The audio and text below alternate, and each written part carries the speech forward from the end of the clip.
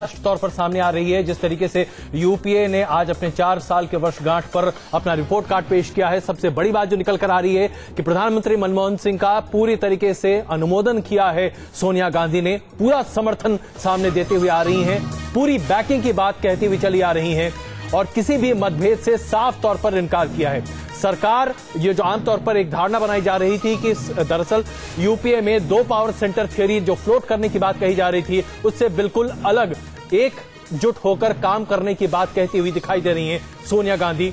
और ये सबसे बड़ी बात निकलकर सामने आ रही है अपनी तमाम उपलब्धियों को गिनाने के साथ साथ। हमारे संवाददाता सैयद इस वक्त हमारे साथ मौजूद है। सैयद, वहां पर जो कई नेता मौजूद थे उनका क्या कहना था और साथ ही साथ क्या बीएसपी और समाजवादी पार्टी के सांसद वहां मौजूद थे? क्या मुलायम सिंह यादव और मायावती वहां पहुंची थी? देखिए, मुलायम सिंह की पार्टी समाजवादी पार्टी से कोई व्यक्ति नहीं पहुंचा है। हालांकि 8:45 बजे के करीब बहुजन समाज पार्टी के ब्रजेश पाठक और सतीश चंद्र मिश्रा इस दावत में जरूर पहुंचे हैं, लेकिन यूपीए के रिपोर्ट कार्ड जारी होने के समय न बहुजन समाज पार्टी का कोई सदस्य था, न समाजवादी पार्टी का।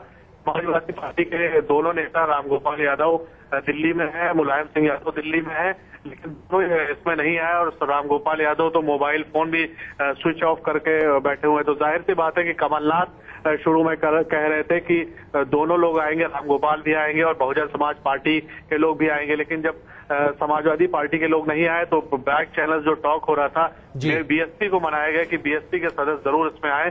हालांकि इसमें सोनिया गांधी ने भी एक साफ तौर पे बात कही है कि उनका कुछ डुअल पावर सेंटर वाली बात से इनकार किया है और प्राइम मिनिस्टर से किसी भी तरह के मतभेद की बात से भी इनकार किया है। बिल्कुल। अजय जी, तो क्या माना जाए सैयद, इस मंच का इस्तेमाल किया गया एक तो ये बताने के लिए कि साथ हमने जो काम किए हैं वो बेहतर हैं अगर दूसरे राजनीतिक दलों की तुलना की जाए, दूसरे सरकारों की, और दूसरा ये गाए बगाए जो बार बार रिपोर्ट आ रही थी कि 10 जनपद और 7 RCR के बीच अब खाई लगातार बढ़ती जा रही है, कहीं ना कहीं इसको झुटलाना चाहा सोनिया गांधी ने, एक मैसेज देने की कोशिश की कि सरकार और संगठन के बीच बेहतर तालमेल है और दोनों मिलकर काम कर रहे हैं।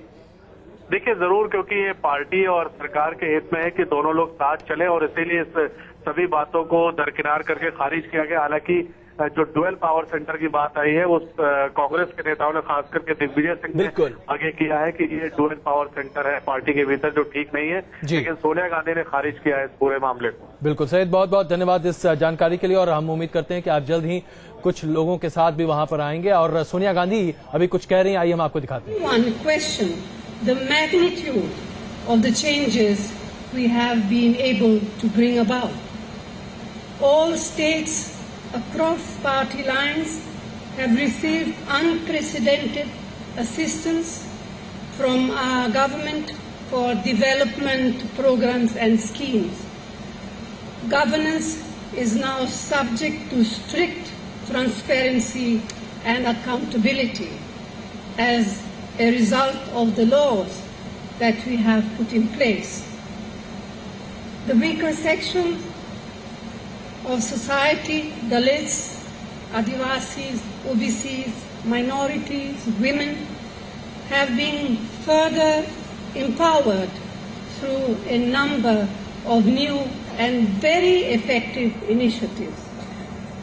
Never before have procurement prices for farmers been increased as they have in the last 9 years. तो आपने देखा सोनिया गांधी अपनी जो बात कह रही थी वो अभी हम आपके सामने पेश कर रहे थे, लेकिन जो बड़ी बात आज इस पूरे प्रेस चीज से निकल कर आई, एक तो सरकार ने अपनी उपलब्धियों को गिनाया, किस तरीके से यूपीए 2 ने आम जनहित में कितना काम करने की कोशिश की है, और साथ ही साथ सोनिया गांधी ने यह भी दिखाने की कोशिश की कि आप चाहे जो कुछ भी कहें, लेकिन ना तो भ्रष्टाचार के मुद्दे पर या किसी भी मुद्दे पर सरकार को शर्मिंदा होने की जरूरत है और ना ही कुछ छिपाने की जरूरत है। मजबूती के साथ पार्टी और सरकार एकजुट होती हुई दिखाई दे रही है। इस चर्चा में हमारे साथ कई वरिष्ठ हमारे पैनल पर लोग मौजूद हैं। शकील जी अभी हमारे साथ थे लेकिन फिलहाल नहीं है। राजीव रंजन जी इस वक्त हमारे साथ मौजूद है जेडीयू से, हमारे साथ विजय सोनकर जी मौजूद हैं, साथ ही साथ राजीव राय जी हमारे साथ मौजूद हैं, उर्मिलेश जी और नफी जी हमारे साथ मौजूद हैं। उर्मिलेश जी, अगर हम इस चर्चा की शुरुआत इस दिशा से शुरू करें कि जिस तरीके से आज यूपीए सरकार को एकजुट कर सामने दिखाने की कोशिश की गई और उसमें उनके सहयोगी जो पिछले साल तक साथ नजर आते थे आज नजर नहीं आ रहे हैं, क्या माना जाए कि अब ये सिर्फ एक लाख चलो वाली रणनीति अपनाने के अलावा कोई रास्ता बचा है क्या? कांग्रेस के पास अब? नहीं, बिल्कुल बिल्कुल साफ है कि जो लोग उनके साथ थे कल तक वो अब किनारा कर रहे हैं, क्योंकि चुनाव का डर है सबको लगता है कि ये डूबता जहाज है और इस पर अगर हम बैठेंगे तो हमें भी परेशानी होगी।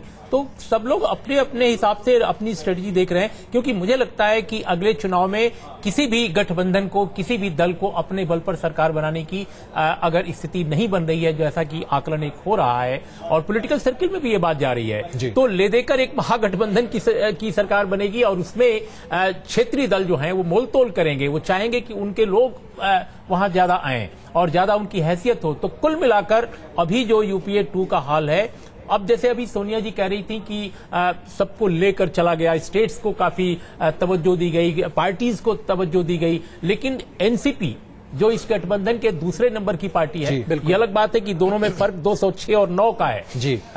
वो बार बार प्रेस कॉन्फ्रेंस करके कहती रही हाल तक जी कि जब भी गवर्नर बनाए जाते हैं सरकार की तरफ से हमसे कोई और सिर्फ कांग्रेस पार्टी कोऑर्डिनेशन कमेटी बनवाई उन्होंने बकायदा। यह अनोखा यूपीए गठबंधन है जिसमें कोई कोऑर्डिनेशन कमेटी उस तरह से नहीं है। बाद में कमेटी जरूर बनी, वो भी शरद पवार के दबाव में, लेकिन वो फंक्शनल नहीं है। कोर ग्रुप सब कुछ डिसाइड करता है और वो कोर ग्रुप सिर्फ कांग्रेस पार्टी का है। तीसरी बात, बिना एजेंडे के सरकार है, बिल्कुल कॉमन मिनिमम प्रोग्राम नहीं है। तो कुल मिलाकर ये 4 साल जो सरकार के गुजरे हैं, वो एक ऐसे समंदर में ऐसे जहाज को चलाया गया है जिसमें कोई दिशा, कोई यंत्र नहीं था। एक बात मैं यहाँ पर जरूर पूछूंगा, सफाई देने की जरूरत कब पड़ती है? यानी कुछ ना कुछ तो मामला था, लेकिन ये मामला सामने कौन लाया? मुझे याद है उत्तर प्रदेश में एक सभा में आपके कोयला मंत्री शिवप्रकाश जायसवाल कहता है हम चाहें तो रात को 12 बजे राहुल गांधी को प्रधानमंत्री बना देंगे। दिग्विजय सिंह कहते हैं 2 पावर सेंटर हैं, कहीं ना कहीं मुश्किल आ रही है। कांग्रेस के खुद के नेता बार बार ये प्रधानमंत्री को कमजोर करने की कोशिश कर रहे थे, यानी बात तो आप ही के अंदर से निकल रही थी। नहीं, ये तो देखिए किसी से छिपा हुआ नहीं है कि पार्टी और सरकार में बहुत गैप था, बहुत मतभेद थे और बहुत टकराव भी था, और इसलिए ये सारी बातें सामने आई और आती रही हैं लगातार। आज जरूर इस बात को पाटने की कोशिश की गई कि ऐसा नहीं है, क्योंकि कांग्रेस की और भी अपनी मजबूरियां, वो इस समय इस स्थिति में भी नहीं है कि आप राहुल गांधी को सीधे झोंक दें। पता नहीं जिस तरह का मूड है देश का, उसमें अगर चुनाव नतीजे बहुत विपरीत आ जाते हैं तो राहुल गांधी की पहली लड़ाई में उनकी बुरी हार होगी। तो ये भी एक तथ्य है जो कांग्रेस के नीति निर्माताओं के मन में है। तो इसलिए अभी मनमोहन सिंह के नेतृत्व में आस्था व्यक्त करते हुए, उनको सपोर्ट करते हुए चलना एक मजबूरी है। अगर आज देखा जाए जिस भाषा से आज सोनिया गांधी सामने दिखाई दे रही थी, इससे क्या वो प्रधानमंत्री मनमोहन सिंह को मजबूत कर रही हैं या वो सिर्फ ये जतलाने की कोशिश कर रही हैं कि अभी जो क्राइसिस है उससे निकलने का यही एकमात्र रास्ता है? जाहिर सी बात है, क्योंकि मैं वही बात पहले भी कह चुका, अभी फिर कह रहा हूं कि भाई मनमोहन सिंह से बेहतर विकल्प कांग्रेस के पास तो नहीं। बिल्कुल राजीव जी, अब मैं एक सवाल आपसे जरूर यहां पर जानना चाहूंगा। 2008 में जब वाम दलों को यह लगा साहब हम न्यूक्लियर डील के पक्ष में नहीं है, हम सरकार से बाहर जा रहे हैं, तृणमूल कांग्रेस ने कहा हम मल्टी ब्रांड एफडीआई रिटेल का समर्थन नहीं कर रहे, हम बाहर जा रहे हैं, डीएमके ने कहा आप श्रीलंका मामले में गंभीर नहीं है, हम बाहर जा रहे हैं। सब समाजवादी पार्टी के पास कोई मुद्दा है, आप कहेंगे कि सरकार अब हम कम से कम आपका समर्थन नहीं कर सकते, इस मुद्दे में हम बाहर जाने, कोई मुद्दा आपको ऐसा लग रहा है? कर दिया है ये पहले आप न्यूक्लियर डील को, हमारा ये मानना था न्यूक्लियर डील राष्ट्रहित में, हम साथ में खड़े थे।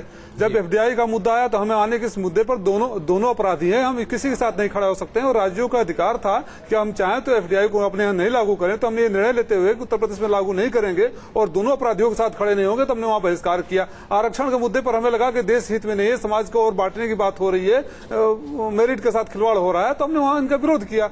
इससे बड़ी बार बार हम हमारे ऊपर ये झूठा आरोप कब तक लगाया जाएगा? देश की जनता देखती है कि समाजवादी पार्टी एक ऐसी पार्टी है कि जो मुद्दों पर आधारित इसी वजह से आज अपना फायदा और नुकसान के लिए। इसी वजह से आज एक भी सांसद उस पार्टी में मौजूद नहीं था।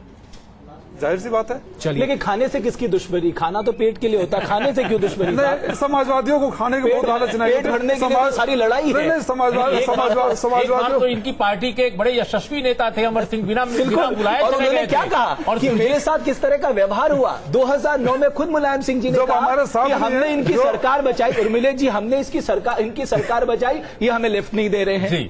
तो इतनी बातों के बाद भी आप उनको बचाए, सर आप मान लीजिए समाजवादियों को ऐसी सीबीआई की कोई चिंता सवाल नहीं ये होती। नहीं है, राजीव, ऐसी क्या मजबूरी है, ऐसी क्या मजबूरी है, ऐसी क्या मजबूरी है कि आप सरकार का समर्थन कर रहे हैं? आप मजबूरी बताइए और सर। मैं बता रहा हूँ, जो आप लोग अनर्गल आरोप लगाते आपको हैं, कड़वी सच्चाई उगल क्यों रही है? अनर्गल आरोप जो आप लोग लगाते हैं, हम अब सरकार को जब मौके हमें जो लगता है जहां सपोर्ट करना चाहिए कर देते हैं, तो आप ये बोलते हैं सीबीआई के डर से कर रहे हैं। ये तो मुलायम सिंह जी ने कहा, मुलायम सिंह जी ने कहा बात नहीं, हम ये मुलायम सिंह जी नेताजी ने ये कहा है आप गलत कि कांग्रेस सीबीआई का इस्तेमाल करती है, लेकिन नेताजी ने कभी नहीं कहा कि इस वजह से हम समर्थन कर रहे हैं। किसके लिए कहा सर, किसके लिए कहा? बोले तो दीजिए। अगर हम कल को सरकार से समर्थन वापस ले लेंगे तो आप बोलेंगे इन लोगों का सीबीआई का मामला था, कांग्रेस ने सॉल्व नहीं किया इसलिए समर्थन वापस। अच्छा राजीव जी, बस एक बात बता दीजिए, 5 साल बिना किसी आमंत्रण के आप सहयोग करते रहे, 4 साल आमंत्रण के साथ लेकिन बिना किसी मकसद के आप समर्थन करते रहे। अब 1 साल में समर्थन नहीं करने से क्या फायदा मिल जाएगा? अगर हमें लालच होता, पहले ही अलग हो जाते ना। हमें लालच नहीं, पहले अब मैं आपको फिर वही बात, कितनी बार वही बात बोलूं कि एनडीए का इतिहास इससे भी खराब रहा है। चलिए, तो आपके पास कोई विकल्प नहीं है, नहीं था, आप मान रहे हैं कि विकल्प और हमें नहीं। कोई लालच होता तो हम सरकार में इनके साथ बैठकर हम भी मजे ले रहे होते, क्योंकि हमारा लालच नहीं था। हमें बकायदा बुलाया गया था, विजय जी, हमें बकायदा बुलाया गया था, हम नहीं गए। विजय जी जरा आप एक बात बताइए, सोनिया गांधी जी ने कहा कि मिस इन्फॉर्मेशन स्प्रेड किया जा रहा है। विजय जी शायद इस वक्त हमारे साथ नहीं, उनसे बात करने की कोशिश करेंगे। उनके सहयोगी राजीव रंजन जी हैं, उनसे बात कर लेते हैं। राजीव रंजन जी, सोनिया गांधी जी ने स्पष्ट तौर पर कहा कि मिस इन्फॉर्मेशन क्रिएट किया जा रहा है, सरकार के खिलाफ एक गलत परसेप्शन क्रिएट किया जा रहा है और जानबूझकर सरकार की तमाम अच्छाइयों को किनारे कर सिर्फ उनकी बुराइयों पर नजर डाली जा रही है। क्या इस आरोप से आप लोग कहीं भी सहमत होते हुए दिखाई देंगे? नहीं, बिल्कुल कहीं सहमति का सवाल नहीं उठता है।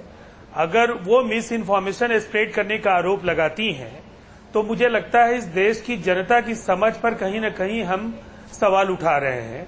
परसेप्शन से आज आपकी बहस की शुरुआत हुई है और परसेप्शन आज देश में यही बना है कि इससे भ्रष्ट और अकर्मण्य सरकार हिंदुस्तान के 65 वर्षों में इसके पहले कभी नहीं बनी। और इन 4 वर्षों में जिस तरह से यूपीए 2 की सरकार ने देश के हितों के साथ जो समझौते किए हैं और जिस तरह से, चाहे मैंने पहले भी कहा कि वैदेशिक नीतियों के सवाल पर फिसड्डी प्रदर्शन रहा है, सामरिक ठिकानों पर हम समझौते करके अपनी इज्जत बचा रहे हैं, देश के अंदर आतंकवाद से निपटने में हमारी कोई कारगर कोई रणनीति नहीं बन पाई है जी। और जहां तक आर्थिक सवालों का सवाल है तो इससे बुरा प्रदर्शन नहीं हो सकता है। बेरोजगारी और महंगाई, आपने सोनिया गांधी की वो बात भी सुनी जिसमें उन्होंने कहा कि हम सभी राज्यों को भरपूर मदद करते हैं। अगर मैं आपको याद दिलाऊं, backward region grand front, Bihar केवल ऐसा प्रदेश है जिसके सभी जिले इस योजना के अंतर्गत आते हैं और हाल ही में एनुअल प्लान से अलावा आपको भारी भरकम पैसा दिया गया है ताकि आप बिहार का विकास कर सके। अब आप उसी सरकार की बुराई कर रहे हैं साहब। मैं आपको इसका जवाब दूं जी। Backward region grant fund Bihar के पर्सपेक्टिव में आप समझ लीजिए कि जब बिहार और झारखंड का विभाजन हुआ तो देश के 3 राज्यों का विभाजन उस समय हुआ था और हमारे राज्य के विभाजन के समय जो पुनर्गठन विधेयक को मंजूरी संसद ने दी थी उसमें बिहार के लिए एक सेल को कंस्टिट्यूट किए जाने की मंजूरी मिली थी जो ये तय करता कि विभाजन का नुकसान क्या हुआ इस राज्य के। नहीं राजीव रंजन जी, हम उस बिहार के डिस्कशन में अगर चले जाएंगे तो बहुत लंबी बात हो जाएगी। आज हमें यूपीए पर बात करनी है, माफ कीजिएगा मैं बीच में रोक रहा हूं आपको राजीव रंजन जी, लेकिन जिस दिन बिहार पर चर्चा करेंगे उस दिन लंबी चर्चा करेंगे इस पर। नकवी जी, अब एक सवाल बहुत पर्टिनेंट यहां पर है। प्रधानमंत्री मनमोहन सिंह ने अपने भाषण में कहा कि सिविल सोसाइटी और फ्री प्रेस ने लगातार दबाव बनाया जिसकी वजह से जनता में इम्पेशंस है और हेस्टी जजमेंट जैसी परिस्थितियां बन रही हैं। इस टिप्पणी को आप कैसे लेंगे? ये बहुत ही खतरनाक बयान है प्रधानमंत्री का और मेरे को इस बयान से बहुत ही निराशा भी हुई और बहुत ये तरह का वार्निंग सिग्नल है कि ये डेमोक्रेसी में मतलब बड़ा डेमोक्रेसी के विपरीत है। दरअसल लोगों को ये समझना चाहिए कि परसेप्शन कोई दूसरा नहीं बनाता है, परसेप्शन आप ही खुद बनाते हो अपने बारे में। यही यूपीए सरकार थी, यही प्रेस था, यही सिविल सोसाइटी थी। पहले 5 साल बहुत अच्छा परसेप्शन बना था जी, अगले 4 साल में ये सिविल सोसाइटी यही प्रेस आपका क्यों दुश्मन हो गया? ये तो आपको सोचना चाहिए। आपको असहज उर्मिले जी और सीबीआई ने किया, देखिए सीएजी ने किया, सुप्रीम कोर्ट ने किया। देखिए मैं नकवी साहब की बात में एक बात जोड़ूंगा। देखिए सरकार ने क्या किया, सरकार ने अपनी जो कमियां उसके सामने थी उनको भी इन्वेस्टिगेट नहीं किया। तब जाकर सुप्रीम कोर्ट को कोई न कोई एसआईटी बैठानी पड़ी, कोई न कोई कमेटी बैठानी पड़ी और अल्टीमेटली गर्दन पकड़ ली गई सरकार की। सरकार ने सीबीसी बनाया। अब आप बताइए, थॉमस साहब को बनाया, सुषमा स्वराज ने इतना बवाल हुआ, आपत्ति के बावजूद कि अभी जो सीएजी की नियुक्ति है जी हाँ, वो भी विवादों के दायरे में। ब्यूरोक्रेट को अगर आप सीधे सीएजी बना देते हैं और वो भी तब, और वो भी जब पिछले 7 सालों की सारी जो डिफेंस परचेज है उनकी